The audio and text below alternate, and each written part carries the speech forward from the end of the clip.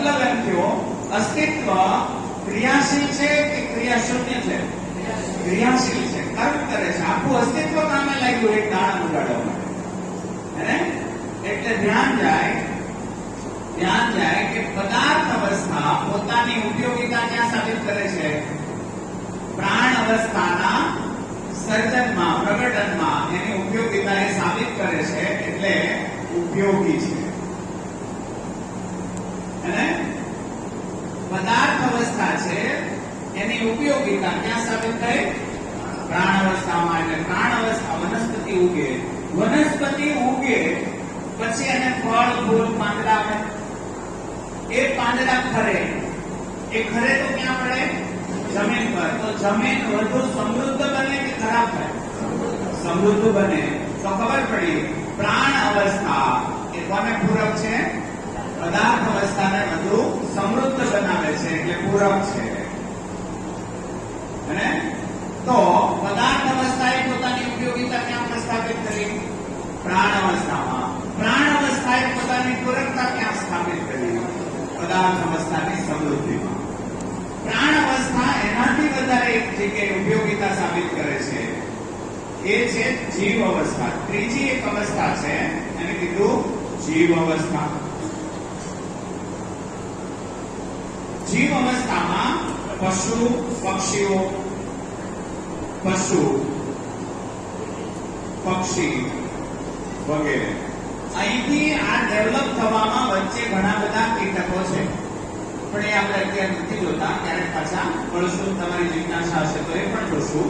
પણ પશુ પક્ષીઓ, અચ્છા, પશુ પક્ષીઓ ખાય શું? વનસ્પતિના ફળ, ફૂલ. તો વનસ્પતિ પોતાની ઉપયોગિતા ક્યાં પ્રસ્થાપિત કરે છે? જીવાવસ્થામાં ઉપયોગિતા પ્રસ્થાપિત કરે છે. ઠીક છે ને? પશુ પક્ષી ચરકે, પશુ પક્ષી કોઈ વસ્તુ ખાય ત્યારે એના બીજ છે એના કોઠામાં ન પચે, તો બીજ ચરકે ત્યારે શેરતું જાય, એટલે વનસ્પતિનો વ્યાપ વધારે. પણ પશુ પક્ષીઓ એના રૂછડા સાથે પણ બીજ જાય, એક જગ્યાએ બીજી જગ્યાએ. એના પગ આ રીતે બીજ ચોંટીને જાય. ઘણીવાર આપણને એમ થાય વૃક્ષારોપણ એ સેવા છે. એ સેવા નથી. વૃક્ષો ન કાપવા એ સેવા છે. આ જંગલો આપણે બનાવ્યા નહીં, માણસ નહોતું ત્યારે બની ગયા. કોણ વાવવાયું? આ વ્યવસ્થા છે. આ વ્યવસ્થા છે. પવનનો એક ઝપેટો આવે, અઢળક બીજને ઉડાડતું જાય અને જુદી જગ્યાએ લઈ જાય. ત્યાં નવા પાછા વૃક્ષો થાય. આ ધરતી ઉપર 1 ઇંચ એવી જગ્યા નથી જ્યાં બીજ ન હોય. આ ધરતી ઉપર 1 સ્ક્વેર ઇંચ એવી જગ્યા નથી જ્યાં બીજ ન હોય. આ હોલ છે અને આમને 5 વર્ષ મૂકી ગયો, 5 વર્ષ પછી આવો ખાવે. આ નકરું ઘાસ છે. એનો મતલબ શું થયો? અહીંયા બીજ છે. વનસ્પતિ બધે જ પોતાના બીજ ફેલાવીને બેઠેલી છે. માત્ર મુદ્દો શું છે? એને ઉગવા દેવાનો.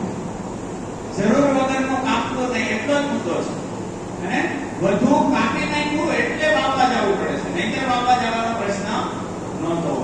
તો ખબર પડી કે જીવાવસ્થા છે એમાં પ્રાણ અવસ્થા ઉપયોગી થાય છે, અને જીવાવસ્થા પોતે પોતાના મળ મૂત્રથી વનસ્પતિને ખાતર આપે. એટલે અહીંયા એ પૂરક થઈ ગઈ નહીં,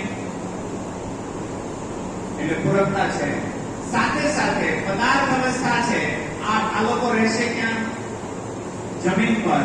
તો જમીન એટલે પદાર્થ અવસ્થા અહીંયા પણ પોતાની ઉપયોગિતા સેટ કરે છે કે નહીં? અહીંયા પણ એને પોતાની ઉપયોગિતા આપી. આ જીવાવસ્થા છે એ મળમૂત્ર દ્વારા પદાર્થને સમૃદ્ધ બનાવે, એટલે ત્યાં એને પૂરકતા આપી. અત્યાર સુધીમાં ઉપયોગિતા પૂરકતા દેખાય છે કે અવ્યવસ્થા દેખાય છે? વ્યવસ્થા દેખાય છે કે અવ્યવસ્થા? વ્યવસ્થા છે. ઠીક છે ને? એક શબ્દ છે જીવ, એક શબ્દ છે પ્રાણ. આ બે અલગ છે. વનસ્પતિમાં જીવ નો હોય, મધ્યસ્થ દર્શનનો પ્રસ્તાવ છે અને જાંચવામાં આવે. વનસ્પતિમાં જીવ ન હોય, જીવની શરૂઆત પશુ પક્ષીથી થાય. જીવ ક્યાં હોય? જીવન અને પ્રાણ. પ્રાણ કહીને ત્યારે કોશિકાની વાત છે. કોશિકા, કોશિકા એટલે ઓક્સિજન લે અને કાર્બન ડાયોક્સાઇડ બહાર કાઢે. આવું કામ કરે, ધબક્યા કરે એવી રચનાને શું કીધું? કોશિકા. આ રસાયણ વિધિથી ધબકે એમાં જીવ ન હોય. રાસાયણિક ક્રિયા છે. તો રાસાયણિક ક્રિયા છે એ રીતે ધબકે. જીવનો મતલબ જીવન. જીવ હોય એનું પ્રમાણ શું? તો જીવન હોવું એ હેમાં હોય? કયા શરીરને જીવન ચલાવે? તો એનું પહેલું પ્રમાણ છે કે એમાં અને ઈચ્છા હોય. જેમાં આશા વિચાર ઈચ્છા હોય એમાં જીવન હોય. તો વનસ્પતિમાં આશા વિચાર ઈચ્છા હોય નહીં. વનસ્પતિને કઈ વિચાર ન આવે. ભેંસને આવે, એમાં જીવન હોય. એક શરત શું છે? આશા વિચાર ઈચ્છા હોય ત્યાં જ જીવન હોય. એવા શરીરમાં જ જીવન હોય. બીજી શરત છે, એ કદાચ કન્વિન્સિંગ ન આવે તો બીજી શરત છે જેને શીખવી શકાય એમાં જીવન હોય. એને બધું સમજવું છે. તો શીખવી શકાય એમાં જીવન હોય. વનસ્પતિને કઈ શીખવી શકાય? માનવના સંકેતો ગ્રહણ કરી શકે એમાં જીવન હોય. તો જો બળદ આપણા સંકેત ગ્રહણ કરે કે નહીં? એમ કરીએ તો હાલે, કરીએ તો ઉભો રહે. એનો મતલબ શું? સંકેતને ઓળખે છે. વનસ્પતિને એમ કે તો એ કોળાથી બંધ થઈ જાય. તો વનસ્પતિ આપણા સંકેત ગ્રહણ નથી કરતી. ઠીક છે ને? વનસ્પતિ સંકેત ગ્રહણ કરવું એટલે જીવવાના અર્થમાં, આવી રીતે શીખવવાના અર્થમાં. ત્રીજી શરત છે જેમાં સમૃદ્ધ અથવા વિકસિત મેદસ હોય.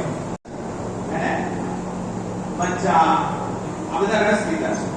7 રસ, રક્ત અને તો એવા 7 રસ. તમે ગૂગલ કરશો એટલે સપ્ત રસ મળી જશે. એ કઈ મોટી વાત નથી. સપ્ત ધાતુનું શરીર હોય એમાં જીવન હોય. આ એની શરતો છે. મને એમ લાગે વનસ્પતિમાં જીવ હોય. વનસ્પતિમાં જીવ હોય એવું કેટલાને લાગે છે? વિચાર કરો બરાબર.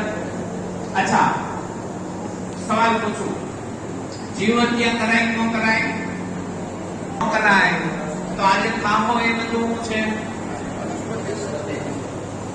તો ખાતા નહીં. ટમેટામાં જીવ હોય એવું માનતો હોઉં તો ટમેટું તોડાય કે ન તોડાય? એને મિક્સરમાં નાખીને આમ ભરડું ત્યારે જીવ હતી. આજ ખાવું ન ખાવું? ગાય માતા કી જય, ભારત માતા કી જય. આમ તો મને લાગે 3 દિવસમાં લગભગ ત્યાં અંદર ઉતર્યું એવું લાગે છે કે ઉતર્યું છે. તો આજે વિશેષ વાત કરવાની છે. મેં જોયુભાઈ બેઠા હતા, શિક્ષકભાઈ બેઠા હતા અને બીજો પછી અમને વાતો કરી તો બધા અંદર કાંઈક ઉતર્યું હોય એવું દેખાય છે. અને આ વાત એવી છે, અમે જનકભાઈ એટલી બધી મહેનત કરી છે. ઝડપથી જાય, ઝડપથી બધા માનવમાં જાય. હવે આ પહેલો આખા ગુજરાતમાં પહેલો તાલુકામાં વર્ગ છે. તાલુકામાં નથી, આમ શહેરમાં બહુ પ્રોજેક્ટ કર્યા છે. તાલુકાનો વર્ગ આ પહેલો છે. અમારો વર્ષ ગામડા સુધી લઈ જાવ. ગામડામાં પણ આવા વર્ગ થવા જોઈએ. તો જ માનવ જલ્દી સંસ્થા પડે. દાદા દાદો અત્યારે નુકસાન ખેતીમાંથી જે કરે છે, જે ઝેર ખામીને જે ઝેર ખોરાક ખાય છે, માનવ બચવાનો નથી. ત્યાં સુધી લઈ જવું છે. તો લઈ જવું છે તો કેમ લઈ જવું? એટલે આ જ આપણાનો વર્ગ છે. અને આ બગસના કોને ખરેખર આશીર એવી છે ત્યાં એનો ફોન ઉભું કરે આખું ભારત વાત કરે. બગસના ફોન થાય તો અહીંયા જે કાંઈ ઉભું થાય એ થાય છે. તો અમારો એક લક્ષ્ય એવો છે કે આથી એક મોટો વર્ગ 7 દિવસનો કાયમ બગસરામાં કરવો, 7 દિવસનો વર્ગ કરવો. 7 દિવસનો વર્ગ કરીએ એમનો ગમે તેને લઈએ એવું તો મેળ ન આવે. તો આપણે એક લક્ષ્ય કરવો જોઈએ કે એને નક્કી કરીએ છીએ ખેડૂતો ટોપ લેવલના યુવાનોને 200 ખેડૂતોને ન્યાય આપશે. બરોબર છે? એવી રીતે જે કર્મચારીનું આપણું સંગઠન છે એ નક્કી કરે કે એને ટોપ લેવલના 100 લોકો એમને લઈને આવે. બરોબર છે? એવી રીતે શિક્ષકો, એટલે આમાં મુખ્ય પાસું કોઈ હોય તો શિક્ષક. શિક્ષક નહીં સમજે ત્યાં સુધી આ બોલવામાં નહીં આવે, કારણ કે માનવમાં નહીં આવે. તો 100 એવા શિક્ષકો હોય જે સક્ષમ હોય અને સીધા પ્રબોધક બની શકે એવા હોય, કારણ કે શિક્ષક જ પ્રબોધક બની શકે, ખેડૂત નહીં બની શકે. ખેડૂત થોડા ઘણા બનશે પણ લિમિટેડ હશે. તો શિક્ષકો વધારે એટલે 100 શિક્ષકો આવી શકે. અને હું તો બહેનોને એવું આહવાન કરું છું, આ 400 છે ને એ બધા એવું નક્કી કરે કપલમાં ના આવે. પ્રશ્ન બધાને ઘરમાં બેયનો થાય છે. એક દાખલો એ દેતા ભૂલી ગયા છે, કદાચ કીધો હશે. એક ઘરની અંદર એક દાખલો છે કે મહેમાન આવે, મહેમાન જાય છે ને, મહેમાન આવે ત્યારે આખા ઘરના કામ હોય. નખર તો આપણું રોજની રસોઈ મહિલા કરતી હોય છે, પણ મહેમાન આવે ને ત્યારે આખા ઘરને કામ હોય. આખા ઘરને કામ હોય ને મને રોડ હોય બહેનોને, એટલે ભાઈઓને કે કઈ મહેમાનને સરબત પાવું હોય કે ચા પાવું હોય તો કે કપ ઉતારી લેવો શોકેશ માંથી. સમજાય છે? અને એ પણ રૂઅપ સાથે મને કરવું પડે એટલે લે ખરા, કપ લાવી દે, બધું થઈ જાય, સરબત પવાઈ જાય, પછી મહેમાન વયા જાય. સમજાય છે ને? મહેમાન વયા જાય પછી લફડું પડ્યું હોય બધું, એકમાં તો પૂરી એમ હોય નહીં, એટલે કે આ કપ ઉગી ગયો. સમજાય છે? પાછો રીપાસ ઓર્ડર આવે. હવે ભાગે તો કોઈ લેતો હોય નહીં, આ બધીમાં ક્યારેક કોઈ સીધી હોય ત્યારે લે, એમાં એકાદો કપ પડી જાય. સમજાય છે કે? અને મોકા ઉતરે એ એક કામ કીધું હોય થાય એ મોનો પીતો હોય એટલે ઘરમાં જે ડખા આવે છે એ અહીંયા આવે છે. બીજેથી જ પાછળ એ જ કરતા બેનથી ફૂટી જાય. સમજાય છે ને? ઓકે સકલ છું. સમજાય છે આ વાત? જે ઘરમાં જે તકલીફો ઉભી થાય છે, બેયના વચ્ચે તકલીફો ઉભી થાય છે, એનું નિવારણ છે એ જીવન વિદ્યા છે. એટલે બહેનો પણ નક્કી કરે કે અમે આવતી અમારે એક બેન તો જાગૃત થઈ ગયા અમારા.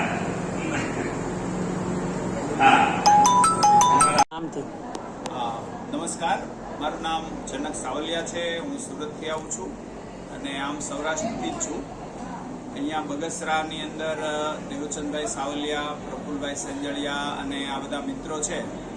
એમણે એક જ્ઞાનની યાત્રા માટે જીવન વિદ્યા પરિચય શિબિરનું આયોજન કરેલું. તો આજે 3જો દિવસ છે શિબિરનો અને બગસરા અને બગસરાની આસપાસના લગભગ 150 થી 200 જેટલા લોકો, ખેડૂતો છે, યુવાનો છે, બહેનો છે, ભાઈઓ છે, બધાએ એમાં ભાગ લીધો. અને અમે આ આખા માનવજાત છે એ સુખપૂર્વક કેવી રીતે જીવી શકે, ઘરની અંદર શાંતિપૂર્વક કેવી રીતે રહી શકે, એના ઉપર ચિંતન કરવા માટે અમે એકત્ર થયા છીએ. અને 3 દિવસ આ ખૂબ જ સફળતાપૂર્વક શિબિર ચાલી. આ જીવન વિદ્યા શિબિર એ મધ્યસ્થ દર્શન આધારિત એક દર્શન છે અને એના પરિચય સ્વરૂપે આ શિબિર થતી હોય છે. સુરત અને સમગ્ર ગુજરાતની અંદર અનેક આવી શિબિરો ચાલી રહી છે અને એના પ્રબોધન છે એ નિઃશુલ્કપણે થતા હોય છે. તો આ પ્રબોધનમાં પણ અમે એ સમજવાનો પ્રયત્ન કરીએ છીએ કે માણસ આટલો બધો સમસ્યાથી ઘેરાતો કેમ જાય છે. ભણતર આવ્યા પછી સમસ્યા ઘટવી જોઈતી હતી, એની જગ્યાએ ભણતર વધવાની સાથે સાથે સમસ્યા વધી કેમ રહી છે.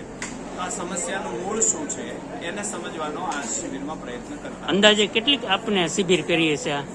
મારી લગભગ આ 22 કે 25મી શિબિર છે. 2023માં હું પહેલા શીખ્યો, પછી મને એવું લાગ્યું કે મારે આનું પૂરેપૂરો અભ્યાસ કરવો, એટલે 1 વર્ષ મેં એમાં અભ્યાસ કર્યો અને પછી હવે હું આ શિબિર લઉં છું. બગસરામાં કઈ રીતે શિબિરનું આયોજન હતું 3 દિવસ માટે? અમે બગસરાના ભાલુભાઈ અને અમારા દેવચંદભાઈ એક વડોદરાની શિબિરમાં ગયા અને આ શિબિર તો ઘણા વખતથી લેતા હતા જીવન વિદ્યા, પણ અમારે બગસરા સેન્ટર એટલે બગસરા તાલુકાનું ગોઠવી હતી.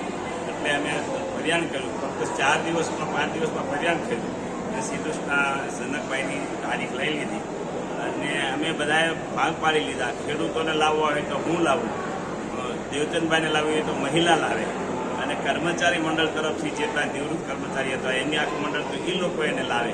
એમ કરીને મેં આ આખી શિબિરનું આયોજન કર્યું છે. જીવન વિદ્યા શિબિર એટલે માનવને માનવ બનાવવા માટેનું આખું યોજના છે. આખા જગતને જો આમાં નહીં લઈ જઈએ પૃથ્વી બચાવી કઠિન છે. પ્રફુલભાઈ, તમારે લગભગ લોકોને જાગૃત કરવાનું કામ જ હોય છે, પણ આ તમે એક નવી જાગૃતતા લઈ આવ્યા છો, એ વિશે શું કહેશો? હા, આ એક નવી જાગૃતિ છે. કારણ કે અત્યાર સુધી બધી ધર્મની ભક્તિ શિબિરો ખૂબ થઈ છે, પ્રાકૃતિક ખેતીની શિબિરો પણ ખૂબ થઈ છે.